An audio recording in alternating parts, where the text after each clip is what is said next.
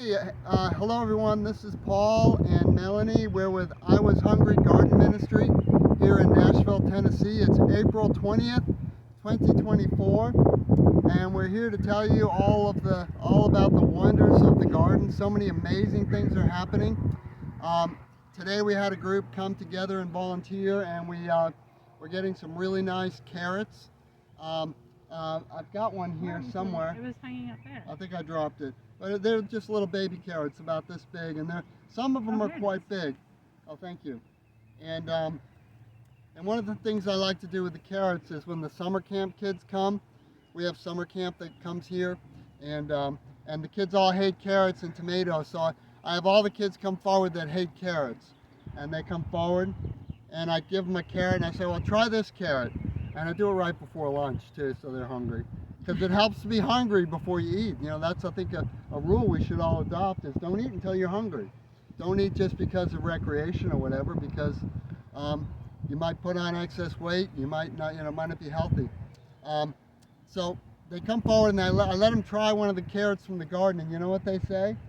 That tastes fantastic. You know, this is great. I never had food like this. And that's one of the big problems in agriculture today is that the soil doesn't have micronutrients. And if you have a food that doesn't have, if you eat a food that doesn't have micronutrients, you know what it tastes like? Cardboard. Yes, it tastes like cardboard. It tastes like sawdust. It's no flavor at all. But when you eat food that's rich in micronutrients, it lights up your whole body. And you really notice it and you really taste the difference. And the same is true, like I won't eat a tomato from the store, period. When you've tasted what is good, you can't go back. And that's one of the beauties of a garden. You have really micronutrient rich food, and you won't go back to the food you get in the supermarket. It just doesn't taste as good. So that's one of the things that we talked about today, and we had is the carrots, and we weeded them because they've got to get a little bit bigger, and we thinned them out a bit. And then one of the things we're doing is creating micronutrients. Like if you look over here at this pile of leaves, so what that's doing is creating, let me block your view. If it's only an ugly guy, they won't watch, but if there's a beautiful woman in the video, they'll watch it too. Speaking of which, my daughter Sophia is behind the camera there, and she'll be chiming in maybe if Dad leaves something out. But we have a big pile of leaves that were brought to me by a landscaper, and these are leaves from a certain place in a certain way with no chemicals and stuff like that. And so, but these are going to break down into micronutrients. And so the way that works is these animals, these organisms, these protozoa, these fungi, bacteria, these viruses, all those things you're killing with a hand sanitizer, all those things are in there, and they're creating nutrition and creating micronutrients in a bioavailable format that the plants love. And that's why the plants grow so well and so quickly and they taste so good, is because they're getting all the food they need. So basically, the organisms release the micronutrients to the plants. That's the way it works in the soil. Now in our gut, we have this thing called the microbiome. So when you take a package off the shelf at your favorite food store, you'll see all the nutrients in there. And it'll say calcium, it'll say vitamin A, vitamin E, all those vitamins. Well, that's a lie. That's not how it works. That's how they used to think it works, but we're still in the old system. The way it works is there's these organisms that are in your gut, and those organisms eat the food and they feed you. And I know that's bizarre, and I know it's really strange, but a lot of things in life are strange, but that's the way it works. And so you have to have the organisms in your gut in order to get the nutrition from the food, in order to run faster and jump higher and live longer and be free of cancer and all these awful diseases that are caused by nutrient deficiency. And so I'm going to go back into the better light here. But what's amazing is those same organisms that live in the soil also live in your gut. So when you take food home from a garden, don't wash it in chlorinated water, because it's going to kill all the organisms that are trying to feed you and keep you alive and keep you happy and healthy. And you think about this, and in Genesis chapter 1, this makes total sense, because God created man from what? Yeah. From the dust of the earth, from the soil. He created man from the soil. And you know what? That still exists today.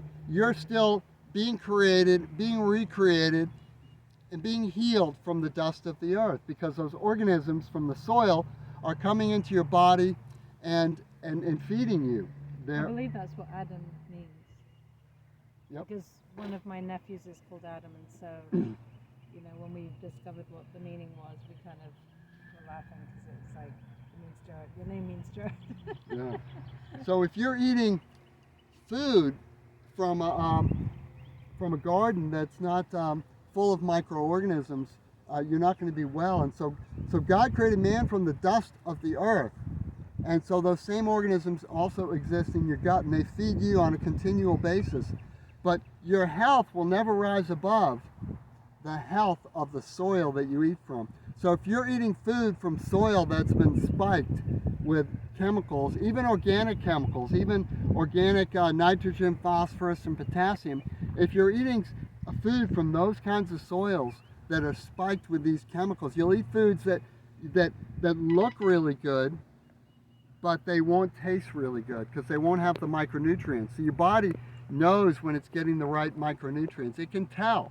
And so when you eat a carrot and you say, well, yeah, I could eat about 50 of those, that's because you're depleted in micronutrients. And that happens to most people in the spring. And when they come out to the garden, we see this a lot. Oh, and so over here is my wife's strawberry garden. And you see how they're blooming? And all those little flowers are going to be strawberries that she'll eat. And she might not share them with you. So just get ready for that. I'm setting your expectations. And these are pawpaws. And they are the food of, these are like a tropical fruit. They're like a cross between a mango and a pineapple and a banana. And they're creamy and vanilla-y and they're delicious. And they grow indigenously in Tennessee, and you can grow them from seed. They're true to type. And so these, How are they pollinated? they're pollinated by flies, and the flowers smell like poo. And they're pollinated by flies. It's a bit of a dark chapter in pollination, and bees don't go after them. But the fruits are delicious, and they were the food of mastodon, which are these big hairy elephants that were in Tennessee and about 5,000 years ago. Is that a mastodon over your shoulder? That's a mastodon named Hermione, who is the garden alpha predator. And so, yeah, and then over here we have fig trees right here. So I'm Greek, and every Greek loves figs, right? And even, you don't have to be Greek to love figs, but they have to be cut back in the winter in Tennessee. They're not like the figs in Greece that grow all year and they get big. These trees die back every year, and I have to cut them and mulch them, and then they come back and they grow little figs. But they're good, and hey, you know, I'm grateful. You know, you got to be grateful for what figs you do get. And then over here are some nut trees. Can you see that little tree with a cage around it? These are walnut and hazelnut trees, and my daddy and I planted them. We're coming up on his 1-year anniversary of his death, and I'm wearing the Powassan Farm shirt for all you wicked cool farmers up there in Boston. Yeah, we're doing Powassan Farm down here in Tennessee, and it reminds me of my dad and being from Boston. And yeah, these nut trees are really cool, and they're wicked nice. They produce lots of really cool wicked walnuts. Yeah, we got some visitors. Yep, and so and then we're doing wood chips here. Sophia, we're gonna have to do a 180. So in these wood chips, I'm gonna plant a lot of squash, and so the idea is that they will keep the weeds down, and the squash will grow out on top. So I'm gonna take my skid steer, and I have an auger about a foot wide, and I'm gonna spin it just at the top to get to the soil, put some compost, and then put my my squash in there, and we should have a lot of really great squash. But we have an abundance of food here at I Was Hungry. About 95% of the food that we grow gets wasted. It gets plowed under. And like right now we have all this kale and all this broccoli that's going to be toast. It's going to go under the blades of the tractor. And so but it's like that all year round. 12 months a year we're getting food. And so if you know anyone who needs food or wants to come get it for a food pantry, contact me and we'll get you hooked up because we want to waste less. You know, we're only eating about 5% of it, but the soil here is unbelievable. So if you could just pan around and show them that soil, and it's just totally black. And it was like that when I got it. And we compost a lot, but we don't really need to use the compost. And we give compost away to a lot of people that are growing their own gardens. And so if you're growing your own garden, you want some compost, let me know. And so right now we've got a lot of broccoli, a lot of turnips, and a lot of kale, and it's putting out these yellow flowers. And we're getting little broccolinis, and we're getting a lot of turnips. So if you want some of that, let me know. And if you want to volunteer with the I Was Hungry Garden Ministry here in Southeast Nashville, we meet Saturdays at 9, and we meet Wednesdays at 6 p.m. 9 a.m. Saturdays, 6 p.m. on Wednesdays. And so I guess we'll wind it up there. Sophia, did I leave anything out? Okay, well, thank you for watching, and feel free to contact us or leave your comments. Over and out. Thank you. Bye-bye.